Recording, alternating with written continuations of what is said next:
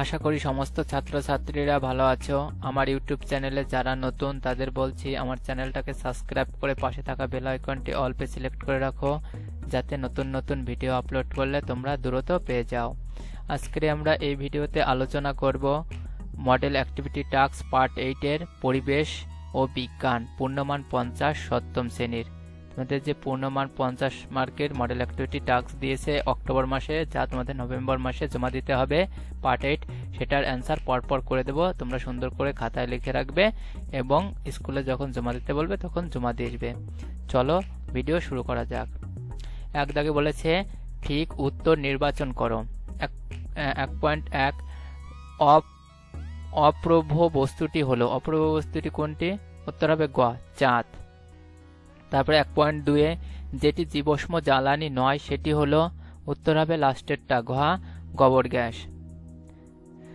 1.3 বলেছে উদ্ভিদের মূলের ডগার টুপির মতো অংশের ঠিক ও উপরের জায়গা যেখানে কোনো রোয়া থাকে না সেটি হলো, উত্তর হবে লাস্টেরটা ঘ দাগ মূলরোম অঞ্চল। তারপর দেখো 1.4 বলেছে যে ক্ষেত্রে আলোর বিক্ষিপ্ত প্রতিফলন ঘটে না সেটি হলো, উত্তর হবে লাস্টেরটা আয়না। 1.5 বলেছে দেখো যেটি পরিবেশ বান্ধব শক্তির উৎস নয় সেটি হলো, উত্তর হবে গ, জীবাশ্ম জ্বালানি। তারপর দেখো 1.6 বলেছে রূপান্তরিত অর্ধবয়সী কাণ্ড দেখা যায় যে উদ্ভিদে সেটি হলো, উত্তর হবে খ, কচুরিপানা। তারপরে 2 দাগে বলেছে শূন্যস্থান পূরণ করো। 2.1 ইস্ত্রিতে তড়িৎ প্রবাহে ড্যাশ ফলাফলের প্রয়োগ করা হয়, উত্তর হবে তাপীয়। 2.2 আমের আটি ড্যাশ ঢেকে রাখে, উত্তর হবে বীজকে। 2.3 এচোড় হলো ড্যাশ ফলের একটি উদাহরণ, যৌগিক ফলের একটি উদাহরণ। তারপর দেখো 3 দাগে বলেছে ঠিক বাক্যের পাশে টিক আর ভুল বাক্যের পাশে ক্রস চিহ্ন দাও। 3.1 কোনো বস্তুকে তাপ দিলে তার উষ্ণতার পরিবর্তন হবে, এটা হবে ক্রস মানে ভুল। ভিটামিন ডি এর অভাবে বেরি রোগ হয়, উত্তর হবে ভুল, কাটা চিহ্ন দিয়ে দেবে। তারপরে 3.3 কঠিন সোডিয়াম ক্লোরাইডের মধ্যে অণুর কোনো অস্তিত্ব নেই, উত্তর হবে সঠিক মানে টিক চিহ্ন দেবে। 3.4 কোনো দণ্ড চৌম্বকের জ্যামিতিক দৈর্ঘ্য তার চৌম্বক দৈর্ঘ্যের চেয়ে সামান্য কম হয়, উত্তর হবে ঠিক, এটার পাশে টিক চিহ্ন দেবে। কাণ্ডের যে অংশে থেকে শাখা বেরোয় তাকে পর্ব মধ্য বলে, উত্তর হবে ক্রস, ভুল। 3.6 তেঁতুল পাতা হলো একক পত্রের একটি উদাহরণ, ভুল, এটা দেবে ক্রস চিহ্ন।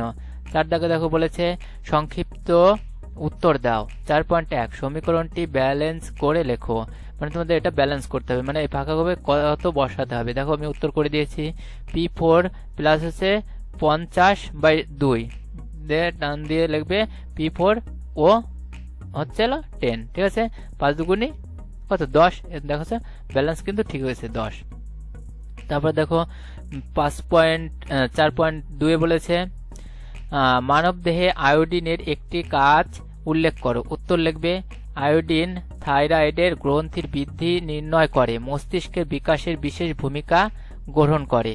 আয়োডিনের অভাবে হলে থাইরয়েড গ্রন্থি বড় হয়ে যায় এবং গলা অস্বাভাবিকভাবে ফুলে যায়, একে গয়টার বা গলগণ্ড বলা হয়। থাইরয়েড গ্রন্থির কার্যকারিতা কমে গিয়ে মহিলাদের বার্ধক্য পর্যন্ত হতে পারে। এছাড়াও আয়োডিনের অভাবে শারীরিক ও মানসিক অবসন্ন ও দেখা দিতে পারে।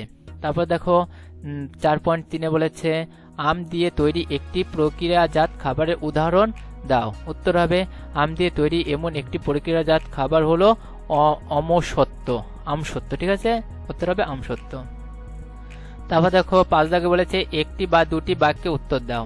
5.1 কিউবিক ক্লোরাইডের জলীয় দ্রবণের জিঙ্কের টুকরো যোগ করলে কি ধরনের বিক্রিয়া হবে, বিক্রিয়ার সমীকরণ লেখো। উত্তর হবে কিউবিক ক্লোরাইড দ্রবণে দস্তা ও জিঙ্ক যোগ করলে দস্তা কিউবিক ক্লোরাইড এর মধ্যকার কপারকে প্রতিস্থাপিত করবে। লালচে বাদামি রং এর তামা কপার শেষে পর্যন্ত এই বিক্রিয়া থিতিয়ে পড়বে। তাহলে সমীকরণটা লিখে দেবে J10 + CuCl2 বা হচ্ছে Z10Cl2+Cu। কিউপিক ক্লোরাইড এর জলীয় দ্রবণে জিঙ্ক এক টুকরো যোগ করলে প্রতিস্থাপন বিক্রিয়া হবে। তারপর দেখো 5.2 বলেছে কি কি উপায়ে ফিল্টার যন্ত্রের সাহায্যে ছাড়াই বাড়িতে বিশুদ্ধ পানীয় জল তৈরি করা যায়। উত্তর লিখবে ফিল্টার যন্ত্রের সাহায্যে ছাড়াই বাড়িতে বিশুদ্ধ পানীয় জল তৈরি করা যায় বিভিন্নভাবে, যেমন জলকে ফুটিয়ে। জলকে বিশুদ্ধ করার সবচেয়ে সহজ পদ্ধতি হলো অনেকক্ষণ ধরে উচ্চ তাপমাত্রা জল ফোটানো। এটি করলে জলের ভিতরে ব্যাকটেরিয়া ও ভাইরাস মারা যায় ও জলের অশুদ্ধি দূর হয়। তারপর লাগবে পাতন পদ্ধতিতে। পাতন হলো জল পরিশোধনের আর একটি কার্যকর ঘরোয়া পদ্ধতি।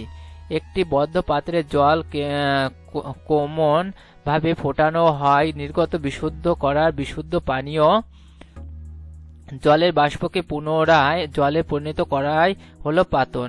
এতে জলের অশুদ্ধিত দূর হয় ও পাতিত জল পাওয়া যায়। তারপর হচ্ছে দেখো 5.3 পৃথিবী যে নিজেই একটা চুম্বক তার পক্ষে কি প্রমাণ আছে। উত্তর লিখবে একটা লোহার দণ্ডকে বহুদিন ধরে পৃথিবীর উত্তর দক্ষিণ দিকে বরাবর রেখে দিলে দেখা যায় ওই দণ্ডের মধ্যে ক্ষীণ চৌম্বকত্ব সৃষ্টি হয়েছে। দণ্ডের তার উত্তরমুখী প্রান্তের উত্তর মেরু আর দক্ষিণমুখী প্রান্তে দক্ষিণ মেরু সৃষ্টি হয়। আবার কোনো চুম্বক অবাধে ঝুলে থাকতে দিলে তা উত্তর দক্ষিণ মুখ করে দাঁড়াতে থাকে। এইভাবে প্রমাণিত হয় যে পৃথিবী নিজের একটা বিরাট চুম্বক। তারপর দেখো 5.4 বলেছে কি কি উপায়ে উদ্ভিদে সহপরাগযোগ ঘটাতে পারে।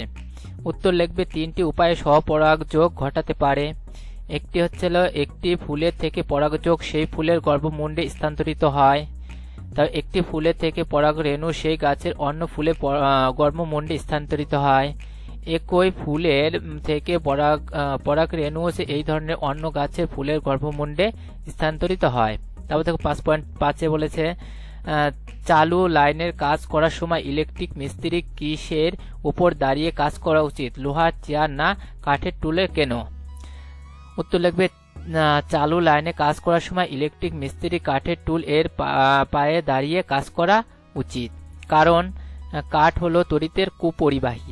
তাই কাঠের টুল এর উপর দাঁড়িয়ে মিস্ত্রি কাজ করার সময় ভুলে পরিবাহিতার হাত পড়ে গেলে ও তড়িৎ শরীরের মধ্য দিয়ে প্রবাহিত হতে পারবে না, অর্থাৎ শক লাগবে না। তারপর দেখো 5.6 বলেছে উদ্ভিদের মূলের প্রধান কাজ কি কি। উত্তর লিখবে উদ্ভিদের মূলের প্রধান কাজগুলি হলো 1 নম্বর লিখবে জল ও খনিজ লবণ শোষণ। উদ্ভিদের মূলের মূলরোম অঞ্চলের উপস্থিতি রোমগুলো সাহায্যে উদ্ভিদ মাটি থেকে জল ও খনিজ পদার্থ শোষণ করে। 2 লিখবে মাটিকে আঁকড়ে ধরে রাখা মূল এর স্থায়ী অঞ্চল মাটিকে আঁকড়ে ধরে রাখে।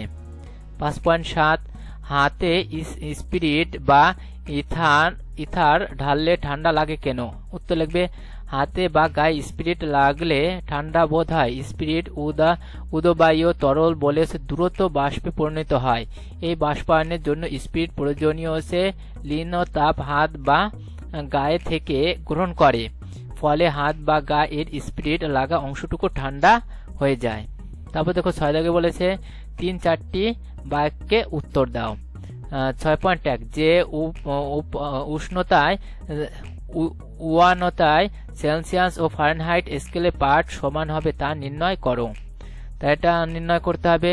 দেখো আমি এখানে করে দিয়েছি, ধরি x ডিগ্রি সেলসিয়াস সমান x ডিগ্রি ফারেনহাইট, অর্থাৎ x উষ্ণতায় সেলসিয়াস ফারেনহাইট স্কেলের পাঠ সমান, অর্থাৎ x/5 সমান x মাইনাস 32/9 বা x সমান -160 বা হচ্ছে 4 আর সমান -40 উষ্ণতায় সেলসিয়াস ফারেনহাইট স্কেলে পাঠ সমান হবে। তারপর দেখো 6.2 প্রশ্নে কি বলেছে, কোয়াশিওকর রোগ কেন হয়, এই রোগে কি কি লক্ষণ দেখা যায়। উত্তর লিখবে খাদ্য উপযুক্ত পরিমাণে প্রোটিনের অভাবে ঘটলে 1 থেকে 4 বছর বয়স্ক শিশুদের অপুষ্টিজনিত কোয়াশিওকর রোগ দেখা যায়। কোয়াশিওকর রোগ এর লক্ষণ। 1 নম্বর লিখবে শিশুর গায়ের চামড়া গাঢ় বর্ণের হয়ে যায়। 2 লিখবে শিশুর পেট ফুলে যায়। 3 লিখবে দেহ এত অপুষ্টিতে ভোগে যে দেখে মনে হয় চোখগুলো যেন ঠিকরে বেরিয়ে আসছে। 4 লিখবে হাত ও পা সরু হয়ে যায়। তারপর দেখো 6.3 বলেছে একটি চিত্র চিহ্নিত চিত্রের সাহায্যে ঘন মাধ্যম থেকে লঘু মাধ্যমে প্রতিসরণের ক্ষেত্রে আলোক রশ্মির গতিপথ কেমন হবে তা দেখাও। তাহলে একটা চিত্র এঁকে তোমাদের দেখাতে হবে। দেখো এখানে সুন্দর করে আমি চিত্রটা আর্ট করে দেখানো হয়েছে। এটা হচ্ছে লঘু মাধ্যম আর এটা হচ্ছে ঘন মাধ্যম। আপাতন কোণ, প্রতিসরণ কোণ, এন, তারপরে আছে পি, কিউ, এ, বি, ও, ঠিক আছে। এগুলো কিন্তু সুন্দর করে দিয়ে পেন্সিল দিয়ে কিন্তু অবশ্যই আর্ট করে নেবে। তাহলে দেখো পরের প্রশ্ন 6.4 সাপ কিভাবে জেকোবসন আর্গন এর সাহায্যে তার চারপাশের পরিবেশ সম্বন্ধে জানতে পারে।